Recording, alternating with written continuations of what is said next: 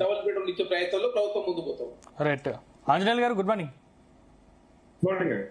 So ఏం చెప్తారు? కేంద్ర ప్రభుత్వం కూడా రాష్ట్ర ప్రభుత్వానికి సహకరిస్తుంది. దాదాపు 533 కోట్ల నిధులకు సంబంధించి ఇప్పటికే అంతమేర భూములు కూడా కేటాయించిన పరిస్థితి కనిపిస్తోంది. సో దీంట్లో మీకు ఏమైనా అభ్యంతరం, మీ పార్టీకి దీంట్లో ఏమైనా అభ్యంతరాలు ఉన్నాయా? ముందుగా జీతులు చూసినటువంటి ప్రేక్షకులకు, మీకు అదేవిధంగా ప్యానెల్ లో ఉన్నటువంటి పెద్దలందరికీ ఉదయపూర్వక శుభోదయం.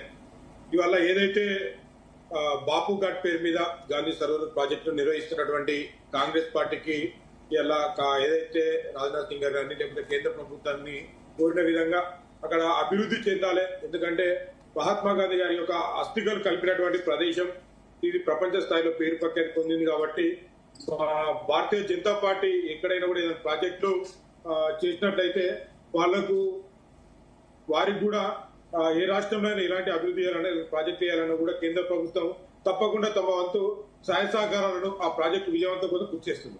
దాంట్లో భాగంగానే ఇవాళ రక్షణ శాఖకు సంబంధించినటువంటి 83.81 ఎకరాల భూమిని ఇవాళ రాష్ట్ర ప్రభుత్వానికి ఇవ్వడానికి సిద్ధమైంది. దాని కంపెన్సేషన్ ఈ రాష్ట్ర ప్రభుత్వం ఏ విధంగా ఇస్తుంది, ఎక్కడ స్థలాన్ని ఇస్తుంది అనేటువంటి విషయాలు ఇంకా క్లుప్తంగా రావాల్సినటువంటి అవసరం ఉన్నది.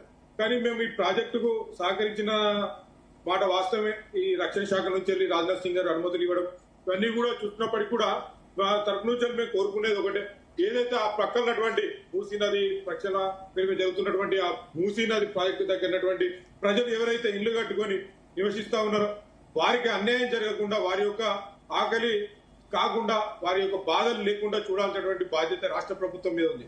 ఎందుకంటే ఇవాళ చాలా మంది మనం ప్రాజెక్ట్ దగ్గర కూలగొట్టడానికి ఇల్లు కూలగొట్టడానికి వెళ్ళినప్పుడు చూసాం. చాలా మంది పాపం తెలియక అది బఫర్ జోన్ లో ఉందా లేకపోతే ఏ విధంగా ఉన్నటువంటి విషయం చాలా మందికి తెలియక అక్కడటువంటి దళారులు వారికి ఆ ఇల్లు అమ్మడం జరిగింది. ఇవాళ ఒక రిటైర్మెంట్ అయినటువంటి వ్యక్తి రిటైర్మెంట్ ద్వారా వచ్చినటువంటి పైసలతో ఒక ఇల్లు కట్టుకోవాలన్నటువంటి ఒక చిరకాల కోరిక ఉంటుంది. ఆ చిరకాల కోరికతో ఇల్లు కట్టుకుని అక్కడ ఉన్న ఒక అపార్ట్మెంట్ లేకపోతే ఇల్లు కొనుక్కొని ఉన్నటువంటి పరిస్థితి. అంతేకాకుండా ఒక సామాన్య ఒక జాబ్ చేసుకుంటున్నటువంటి వ్యక్తి నెలకు ఈఎంఐ ద్వారా ఒక ఇల్లు కొనుక్కునేటువంటి వ్యక్తి. కానీ వాళ్ళకి ఏ విధమైనటువంటి కాంపెన్సేషన్ ఇస్తారు, వాళ్ళకు ఏ విధమైనటువంటి అంటే ఇంతకుముందు చరణ్ కౌశిక్ గారు చెప్పారు ఖచ్చితంగా పరిహారం ఇస్తామని ఇంతకుముందు చరణ్ కౌశిక్ గారు చెప్పారు. అది మాటల వరకే అంకితమైంది. ఇప్పటి వరకు ఎంతో మందికి పరిహారం ఇచ్చారు.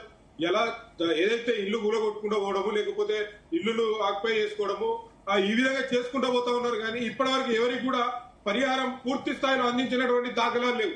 కాబట్టి అక్కడటువంటి ఎవరైతే బాధితులున్నారో బాధితులకు నష్టం జరగకుండా, వాళ్ళు ఇల్లులు కోల్పోకుండా, గృహాలను కోల్పోకుండా వాళ్ళకు పూర్తి స్థాయిలో ఉండే విధంగా ఈ రాష్ట్ర ప్రభుత్వం పూర్తి స్థాయిలో సహాయ సహకారాలు అందించాలి. వారిని ఆదుకోవాల్సినటువంటి బాధ్యత కూడా ఉన్నది. దాని పక్షాన ప్రజల పక్షాన అక్కడ ఎవరైతే నష్టపోతున్నటువంటి వ్యక్తులు ఉన్నారో ఆ వ్యక్తులకు నష్టం జరిగినప్పుడు మాత్రం వారికి మద్దతుగా భారతీయ జనతా పార్టీ ఉద్యమం చేస్తుంది. వారితో కలిసి ఉద్యమ బాటలో నడుస్తుందని కూడా మేము తెలియజేస్తాం. రైట్. జరం గారు ఏం చెప్తారు? ఇప్పుడు అభివృద్ధి వర్సెస్ పునరావాసం అనే చర్చలో ప్రజాభిప్రాయం ఎలా ఉందనుకోవాలి? అంటే అభివృద్ధి జరగాలి, దాంట్లో వేరే డౌట్ ఏం లేదు. దాంట్లో ఎవరి డిస్ప్యూట్ కూడా ఎవరికి ఏ రాజకీయ పార్టీకి ఉండదు. బీజేపీకి ఉండదు, బీఆర్ఎస్ ఉండదు, కాంగ్రెస్ ఉండదు, ఏ పార్టీకి ఉండదు, ప్రజలకు కూడా లేదు. అభివృద్ధి జరగాలి. అభివృద్ధి